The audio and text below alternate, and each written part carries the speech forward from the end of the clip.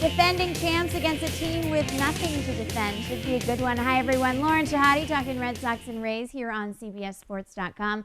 And doing so with our MLB columnist, Danny Knobler. Hi, Danny. Hi, Lauren. Let's talk about the Rays. They're getting healthy, and they've really handled the Red Sox down the stretch. Does this, prove to be doomed for the defending champs? Oh, I don't think it proves to be doomed, but I think it makes it for an interesting matchup. You're right, they handled them down the stretch. But the playoffs can be a different story. Remember, the Red Sox, the Angels handled the Red Sox in the regular season too, and that didn't turn out too well for the Angels once it got to October. The Red Sox are a team that knows how to win this time of year. Maybe the Rays will become that team too. They made it through the first round, but this is a different kind of matchup against Boston. Now, that doesn't mean they don't have a chance, but it means it's another challenge for them. Let's talk about pitching. In an attempt to avoid using guys like Wakefield and Bird, are they going to use their aces down the stretch on little rests like Dice K and Lester?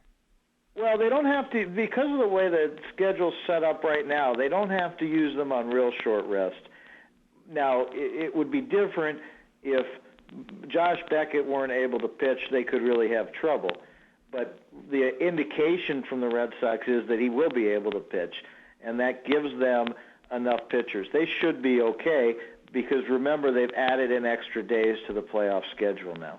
Well, when you talk about Josh Beckett, you just remember back to 2007, the postseason hero. Tell me about his injury and how he's doing. Well, they say that he's got an oblique problem. Earlier in about a month ago, I guess it was, he had that problem where they called some tingling in his fingers, and he actually went to see Dr. James Andrews at one point, which is not usually a good sign, but he came out of that with as clean a bill of health as he could have. But there's a real question about him because when he pitched the other night in Boston against the Angels, he really didn't look like himself. It was not the same life on his fastball. Now, what's hard to tell is how much of it is the injury, how much of it is layoff, time off because of the injury. And now, if he's able now to go on a normal schedule, if he's able to get his normal work in, we'll see as the playoffs go on whether maybe he gets back to looking like the Josh Beckett we remember from last year. Danny, let's take a step back and look at this series. The Tampa Bay Rays against the Boston Red Sox. The Tampa Bay Rays had the worst record in baseball last season, and they're going against the defending champs. At what point does a young team like this buckle under pressure? They haven't so far. They haven't even felt it. Doesn't seem like it. Well, no, I do think that those meetings in September that you mentioned earlier, I think those help Tampa an awful lot. They help them for two reasons. One, because they won them, they have the home field advantage in this series.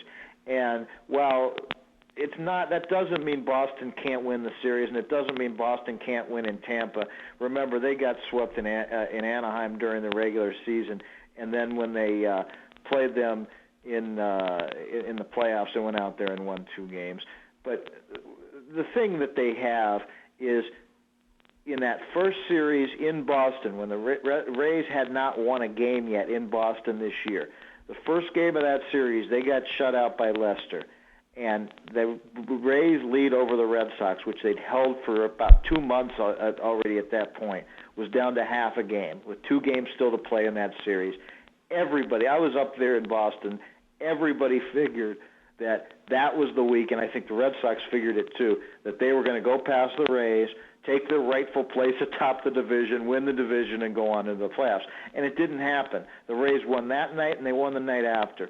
Same thing the following week at Tropicana Field. It wasn't so much a matter of they were about to take over first place, but they could have come back into it. They beat the Rays pretty decisively in the first game. People said, now Boston's going to come. Now they're serious, and it's going to come. And Tampa, again, they came back and won the next 2 games. They felt that pressure. That's not playoff pressure, but it is pressure of everybody thinking you're going to lose, and they came up and stepped up. The Red Sox talk a lot about how resilient their team is, and rightfully so. But I think Tampa has shown a lot of resilience, especially down the stretch there. Thanks, Danny. Danny's got you covered for the American League. Scott Miller on the National League side, and we'll be here throughout the World Series. Keep it locked right here on CBSSports.com. See you guys later.